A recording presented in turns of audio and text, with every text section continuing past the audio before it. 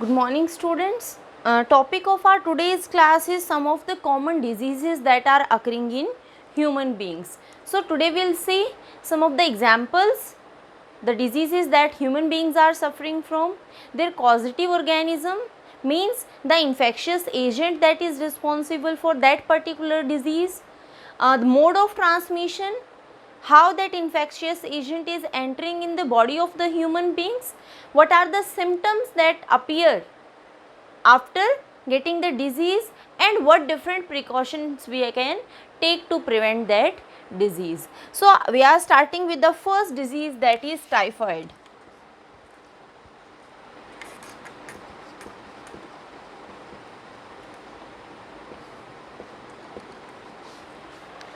Typhoid is caused by a bacteria. It is a bacterial disease caused by Salmonella typhi.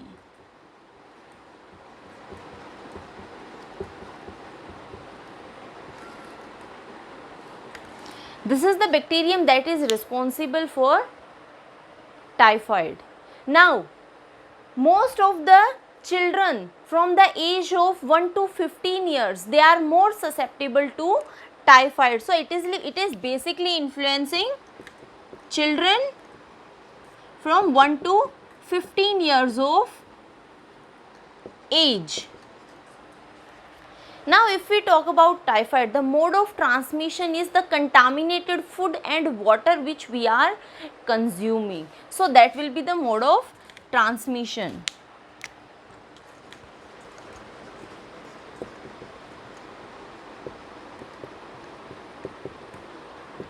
So it is passing on because of contamination of food and water. Now how this contamination is taking place? This food and water is containing the feces of the individual that is suffering from typhoid. So if we are consuming such food and water, then we are also going to suffer from typhoid. There are various vectors that are going to spread this disease, like our house flies. These house flies are going to sit on faces, other garbage, and then when we are having uncovered food, these are going to sit on our food, and their wings, or you can say their legs, are having the bacteria, and it is going to add this bacteria in our food and water, and whenever we are going to consume it, it is going to enter inside our body. So simply it is spreaded by house flies.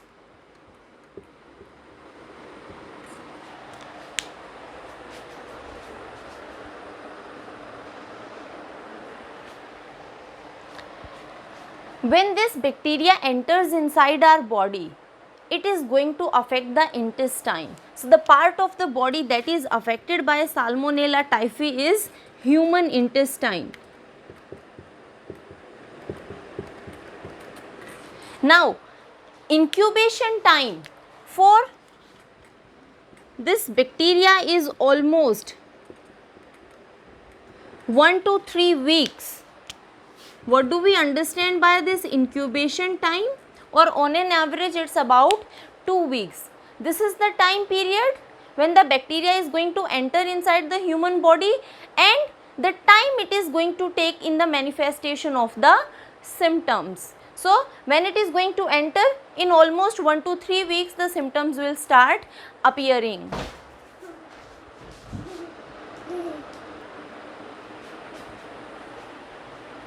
So we can say within 3 weeks the symptoms will start appearing. If we talk about the symptoms of these disease, in the first 2 weeks there will be high fever. In first 2 weeks the patient is going to suffer from high fever, and gradually in the 3rd and 4th week the fever is going to reduce. There will be less temperature, when ultimately there will be weakness, headache, constipation. There is inflammation in the intestine. Most of the intestinal parts are inflamed. inflammation is there, and sometimes there is enlargement of liver and spleen. We know liver is vital organ of our body, so there is liver and spleen show enlargement. These are the symptoms of typhoid. To confirm this disease, typhoid, a test is done that is known as Widal test. So for typhoid, Widal test is done. If individual is coming positive in Widal test, that means he or she is suffering from typhoid. So how we can prevent this disease? Prevention is simply on the basis of cleanliness.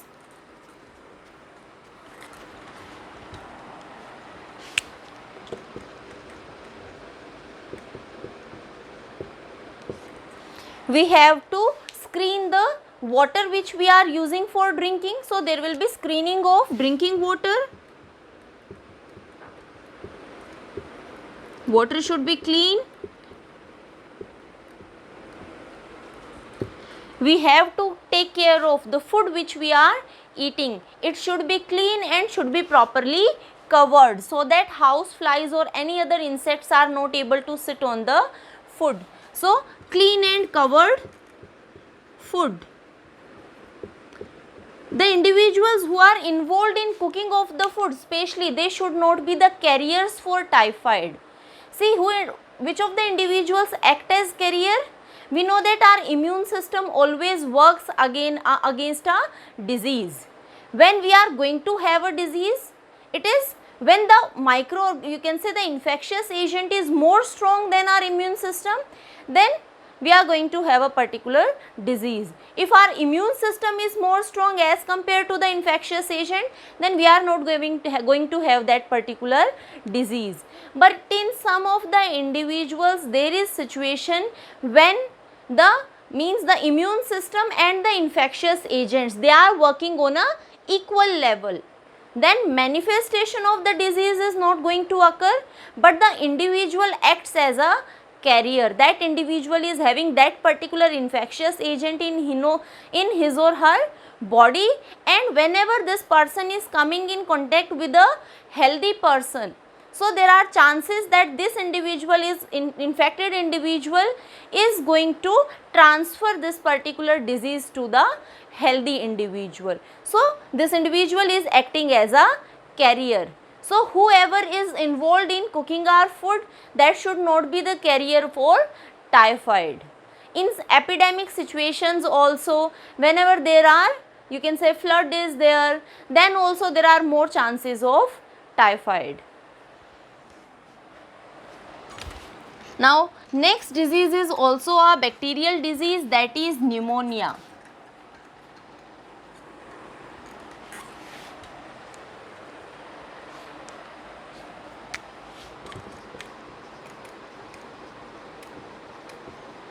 It is also a bacterial disease that is caused by Streptococcus pneumoniae.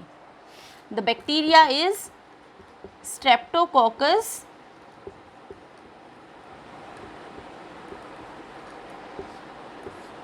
and Haemophilus influenzae.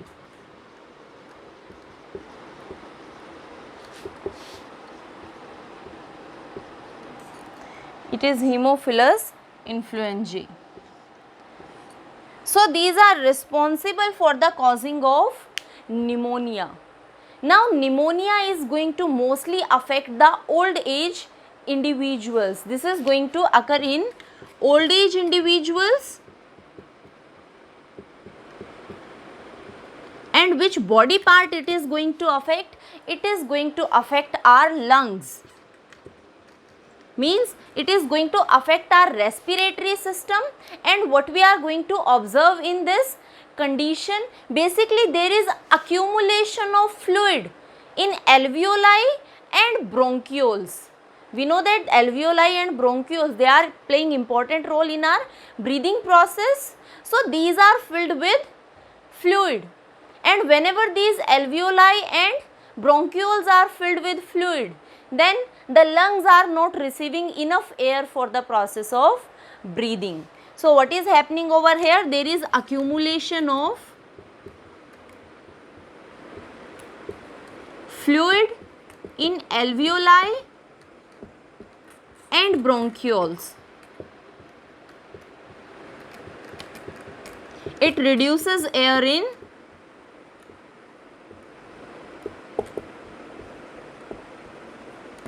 lungs. So individual will find problem in breathing, or you can say pain during breathing. Now how this particular bacteria is going to enter? What is the mode of transmission?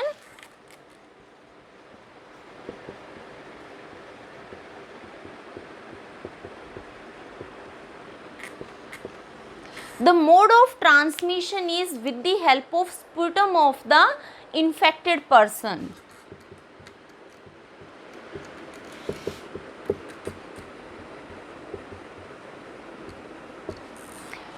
When a healthy individual is going to inhale this bacteria, then it is going to enter inside the bronchioles, alveoli. There it is going to increase the secretion of a protein rich fluid, and this increase in alveoli, there will be increased secretion of protein rich fluid, and this protein rich fluid is acting as a culture medium for the bacterium. So more fluid will be there, there are more increase in the number of bacteria, and this increase in the number of bacteria is basically blocking the respiratory tract. So this is how it is transmitted. Now if we talk about the incubation period is very less, only 1 to 3 days, means within 3 days a individual is going to show the symptoms of pneumonia. Now when we talk about the symptoms that are occurring because of pneumonia,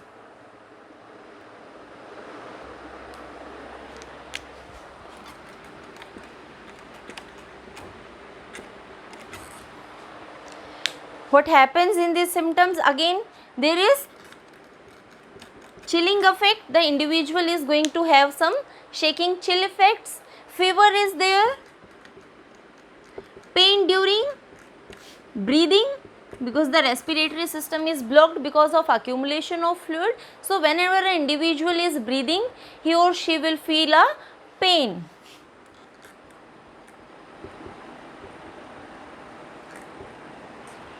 Cough is there, there is problem during breathing.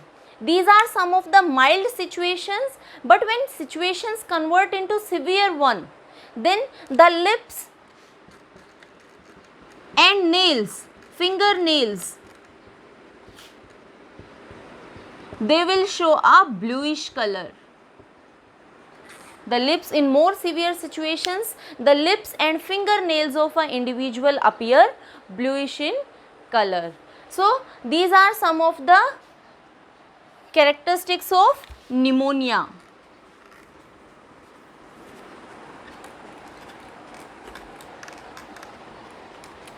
The next disease is common cold.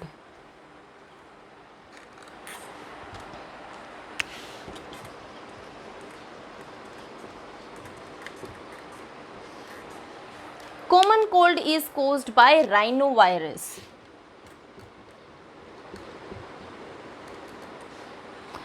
It is not going to affect lungs, it is going to affect our nasal chamber,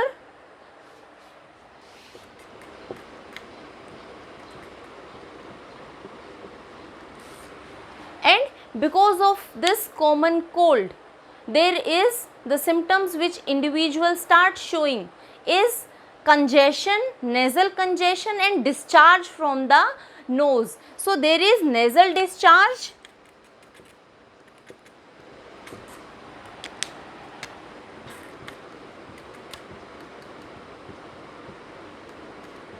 nasal congestion, headache, sometimes fever also.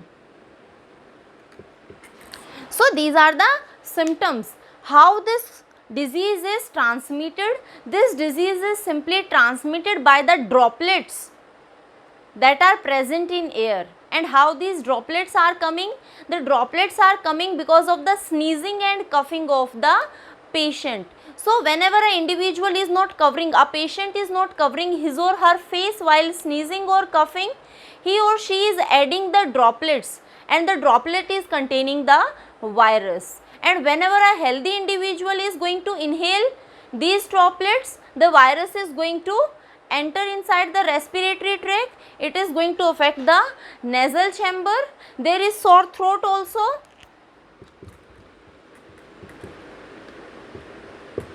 And these are the symptoms that are going to appear. Now common cold is not a very serious disease. Sometimes there is also no need of a medical help. So it is going to be treated in 3 to 7 days normally. This is a normal simple disease. Next disease which we are going to discuss is amoebiasis.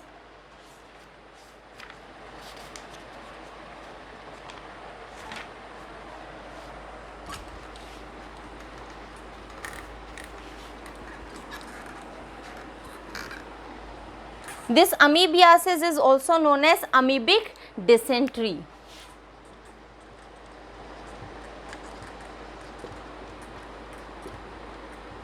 Or you can say amoebiasis. It is caused by ant amoeba histolytica.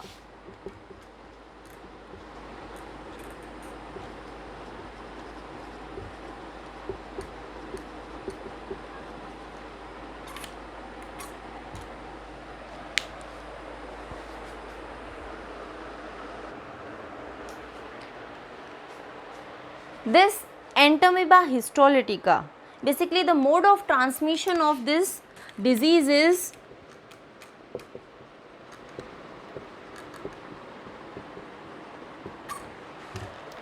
the infected food, and this infected food and water is because of the cyst.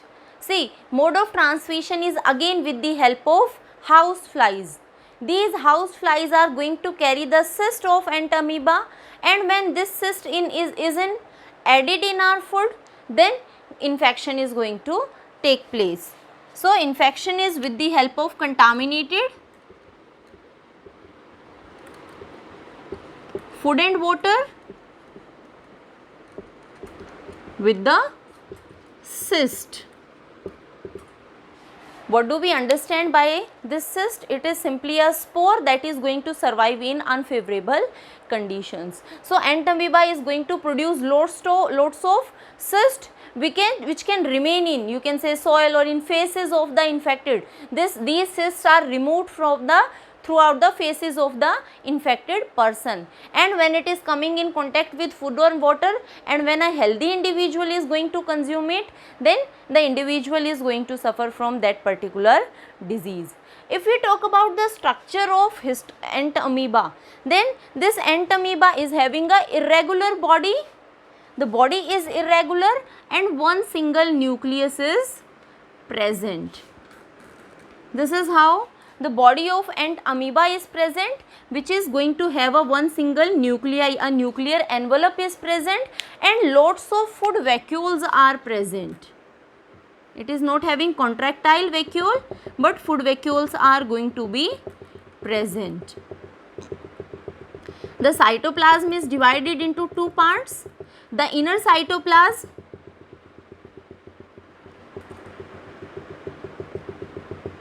is there, and that is granular, and the outer cytoplasm is going to be clear. So this is the nucleus that is having the genetic material. These are the food vacuoles that are present.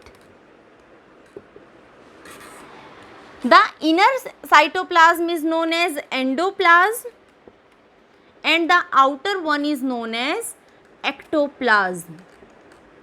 This ant amoeba is showing one single pseudopodia that is going to help in its movement, or you can say locomotion. These are the pseudopodia which are involved in its locomotion. This ant amoeba histolytica is going to show asexual mode of reproduction, and in asexual reproduction also it multiply commonly by binary fission and multiple fission.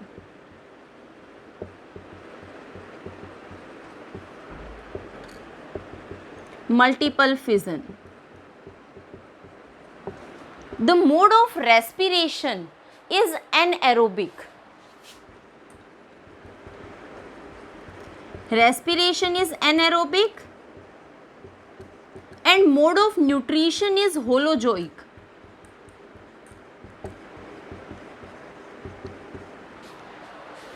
So these are some of the characteristics of ant amoeba. Now this ant amoeba is again going to enter through food and water by the process of ingestion. So it is also going to affect the intestine.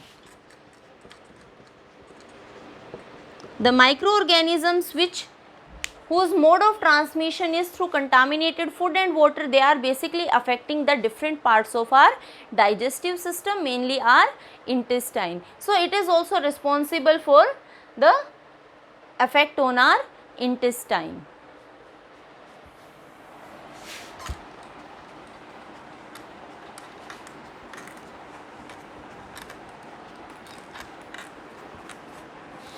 It is going to create lesions on our intestine.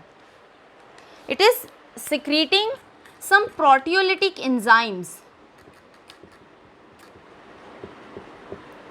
like cytolysine,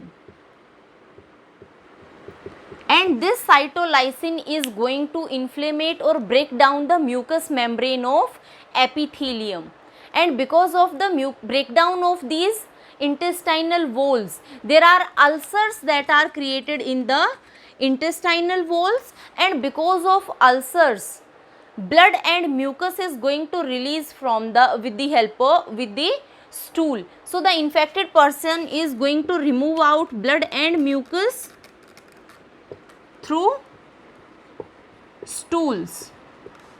So this is a severe situation. There is abdominal pain, nausea,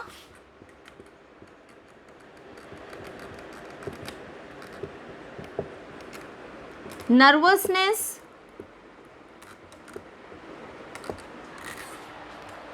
and when more severe situation is there, this bacteria is going to enter into other important organs of our body also, like liver, brain. That is more complicated situation, and sometimes it leads to the death of the individual also. If we talk about the host of ant amoeba, amoeba is monogenetic. That means it is going to complete its life cycle in one single host. In some of the infectious agent, we will see that some of the infectious agents are digenetic, means there are two hosts. So it is going to complete its whole life cycle in one single host. So these are the symptoms which are going to be observed in amoebic dysentery. How we can prevent these amoebic dysentery? Simply by cleaning, properly washing vegetables or fruits which we are eating, properly washing our hands. There is proper disposal of, or you can say underground disposal of, human faces. We generally, what we do when we are sitting in a park, we generally break a grass piece, put it in our mouth. So we should avoid that, because that may be containing the cyst. So there are more chances of infection. Proper cooking of food should be there, so that because of high temperature the cyst can be removed, because these cysts are going to survive under unfavorable conditions and they can tolerate high temperature. So leading to their breakdown, we need to cook our food for longer period of time. We should check our drinking water. It should be clear and it should not be infected with any of the infectious agent. We should keep our food covered and use some sprays to avoid house flies in our house. So these are some of the simple methods through which we can prevent this disease.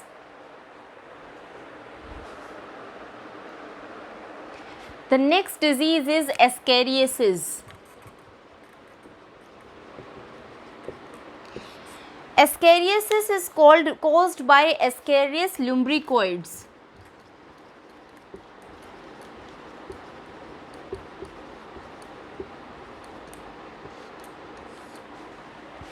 Now again, the mode of transmission of this disease is contamination of food and water with Ascaris eggs.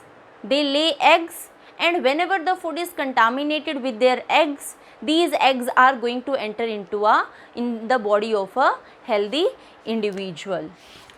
So mode of transmission is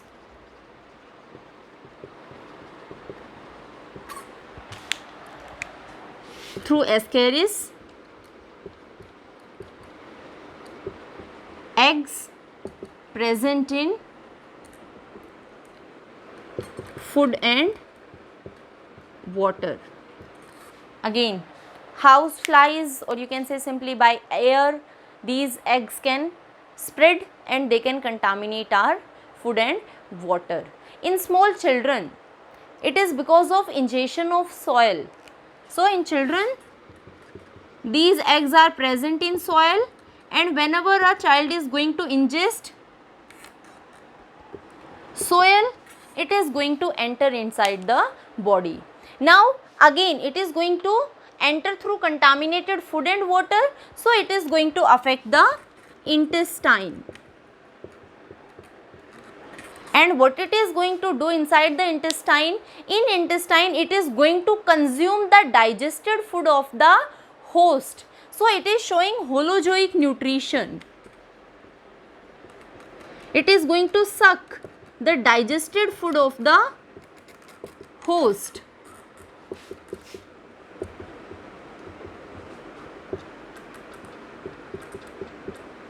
So holozoic nutrition is there. Now what is happening? Basically, the eggs are going to enter inside the digestive system. These eggs, they are going to be hatched into small worms. These are called as juveniles. So inside the intestine of the human, the eggs are going to be hatched and they are going to form small worms, which are now juvenile, and in few months, almost 2 to 2.5 months, these are going to grow into adults. If we see the size, the female adults are larger in size as compared to the males. They are going to show a cylindrical body with tapering ends. So if we see the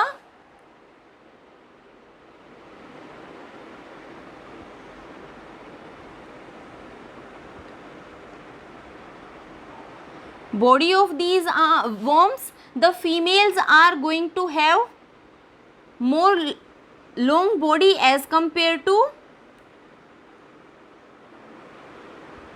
male. Their mouth is there. They are having their excretory pore.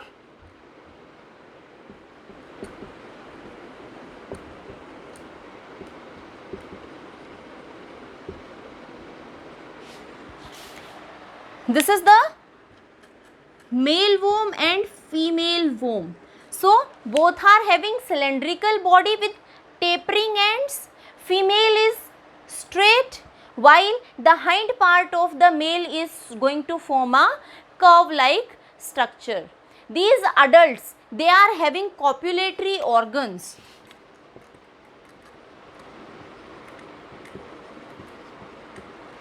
They are going to copulate inside the human intestine, and after copulation, the female is going to lay. Copulation will take place and the female is going to lay eggs.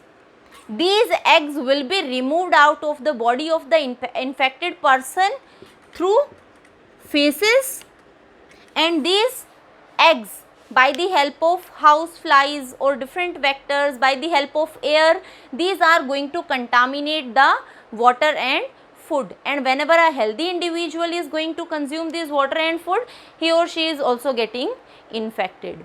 Now if we talk about the symptoms, if the number of eggs that are entering in the body of an individual are less, then it is not going to show symptoms, means it is normally a very mild situation. But when more number of eggs are going to enter inside the body of an individual, it is going to, you can say, cause weakness. Why weakness is the main symptom? Because it is going to share the food of the individual. So weakness will be there. Again, it is going to infect the intestine. So there is pain in abdomen, nausea is there, tiredness is there. So these are some of the symptoms that are going to appear, although it is not a deadly disease. How we can prevent them? We can simply prevent them by washing our vegetables and food before consumption. We have to wash our hands before taking our meal. We should keep our food cooked, properly cooked and covered, so that it should not be infected with these organisms. We should avoid our children to take or ingest soil, because that is containing these eggs which are going to be present for large number of years, and they are going to infect their intestine. So this is how prevention can be done.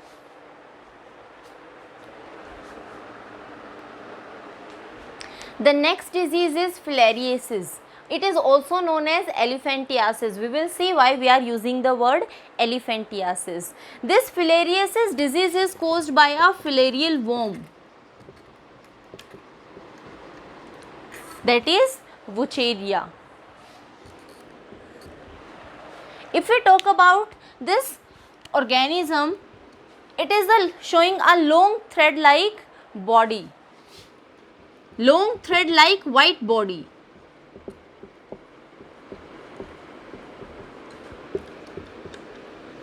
Again, the females are more in length as compared to the males. So female are long as compared to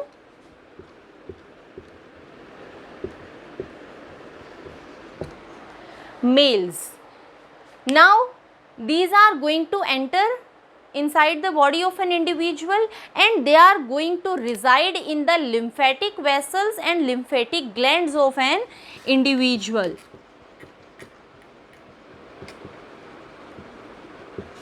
And lymphatic glands. See, if the body is again going to be cylindrical and tapering ends are present. If we talk about their life history, then what actually is happening, these are in daytime they are present in the deep blood vessels, but during night time they are going to come in the superficial blood vessels of our skin. So at night they come in superficial blood vessels of skin, and from these superficial blood vessels of skin it will be sucked by Culex mosquito. So in night the mosquitoes are going to bite the infected human being. The Culex is going to suck this suck this organism. See, this is viviparous, means it is going to give birth to young worms, small worms known as microfilariae. So it is going to suck them with the help of the blood. They are going to grow and become adult or increase in the size in the Culex mosquito, and finally comes comes in the mouth of this Culex mosquito. And when this Culex is going to bite a healthy individual, it is going to keep this worm on the skin of an individual, and when this mosquito is going to bite, a pore will be created. It is going to enter inside the body of the healthy individual through that pore, and finally it will go inside the lymphatic vessels and lymphatic glands of that individual. Now if mild situation is there, acute situation is there, then the symptoms that are going to appear is just only the fever during acute conditions. But if chronic conditions are there, severe conditions are there, then this worm is responsible for the blockage of lymphatic vessels. Blockage of lymphatic vessels take place, and because of the blockage, lymph is going to start accumulate in the different parts of the body. It can be arm, foot or legs. So there is accumulation of lymph, and because of accumulation of lymph, swelling of that particular part take place. So elephantiasis name is given because the legs swell. It appears like elephant leg because of the accumulation of lymph. So how we can prevent? We can eradicate or use some of the sprays to stop growth of mosquito. So if mosquito is acting as a carrier, if mosquitoes will not be there, then these are not going to be transmitted from a healthy infected individual to a healthy individual. That's all for today. Next time we will discuss about the remaining diseases in human beings.